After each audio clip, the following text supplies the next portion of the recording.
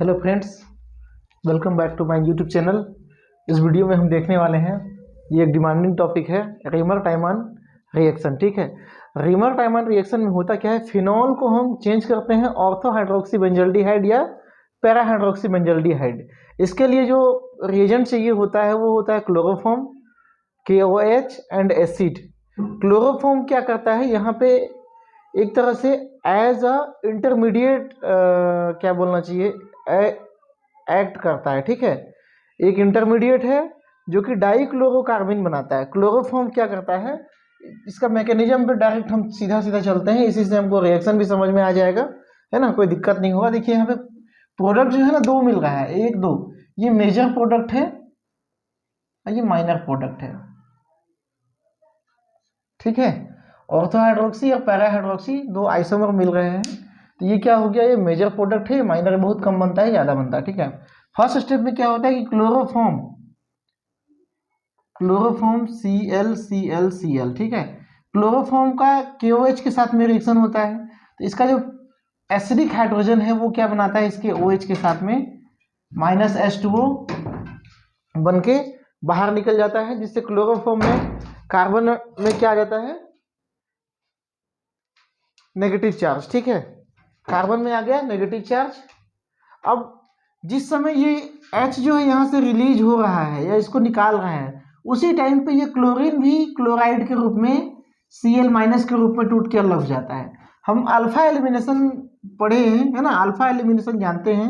एक ही कार्बन से जब दो एटम एक साथ रिलीज होते हैं तो सीधा सीधा ये कह सकते हो कि यहाँ से H और यहाँ से HCl निकल गया, लेकिन चूंकि इसको हम KOH की उपस्थिति में करा रहे हैं तो हमको दो स्टेप इसको दिखाना पड़ेगा। मैकेनिज्म का यही तरीका है। ये बन गया आपका डाइक्लोरोकार्बन, ये आपका इंटरमीडिएट है। ठीक है, ये क्या करता है कि फिनॉल का जब KOH के साथ में रिएक्शन कराता है, फिनॉल क्या होता है, एसिडिक नेचर का होता है, तो ये फिनॉल जो है इसका अपना प्रोटॉन को किसको दे देता है, हाइड्रोक्साइड को, और क्या बनाता है, फिनॉक्साइड आयन। ये फिनॉक्साइड आयन है। ठीक है, ये एरोमेटिक होता है, एरोमेटिक होता है, यहाँ पे कोई दिक्कत नहीं है।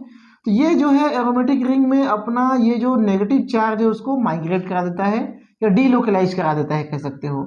मतलब ये यहाँ अटैक करेगा, यहाँ का जो दो पाई इलेक्ट्रॉन है यहाँ पे क्या दे देंगे, माइनस चार्ज दे देंगे। जब ये यहाँ अटैक करेगा, यहाँ के पाई इलेक्ट्रॉन क्या कर देंगे, यहाँ पे माइनस चार्ज दे देंगे। ठीक है, इस तरह से दोनों पोजीशन में क्या बन जाता है, नेगेटिव चार्ज की टेंडेंसी या पाई जाने की प्रोबेबिलिटी अधिक हो जाती है, अतः दो प्रोडक्ट हमको मिलता है। अब जब ये फिनॉक्साइड आयन बन गया, ये भी क्या हो गया, इंटरमीडिएट टाइप का काम कर रहा है। ठीक है, ये एरोमेटिक है, यहाँ पे CCl2 आके अटैक करता है। अटैक किस तरह करता है, एज अ इलेक्ट्रोफाइल। इलेक्ट्रोफाइल जहाँ पे इलेक्ट्रॉन की डेंसिटी ज़्यादा होगी वहाँ अटैक करेगा, मतलब यहाँ अटैक कर सकता है, यहाँ अटैक कर सकता है। तो मैं केवल आपको मेजर प्रोडक्ट जो बनता है उसको बता रहा हूँ कि यहाँ पे इलेक्ट्रॉन की डेंसिटी ज़्यादा है, तो यहाँ पे अटैक करेगा, बॉन्ड बनाएगा। कार्बन जैसे ये दोनों इलेक्ट्रॉन यहाँ बॉन्ड बना लेंगे, कार्बन में क्या आ जाएगा, नेगेटिव चार्ज आ जाएगा। ठीक है, इस कार्बन पे एक हाइड्रोजन मौजूद रहता है, तो वो हाइड्रोजन मैं यहाँ दिखा रखा हूँ क्योंकि अभी हाइड्रोजन का एब्स्ट्रैक्शन होने वाला है। ठीक है, तो जब ये नेगेटिव चार्ज इस पॉइंट पे शिफ्ट करता है तो ये प्रोटॉन को अपनी ओर ले लेता है। ठीक है, यहाँ पे हाइड्रोजन का एब्स्ट्रैक्शन होता है।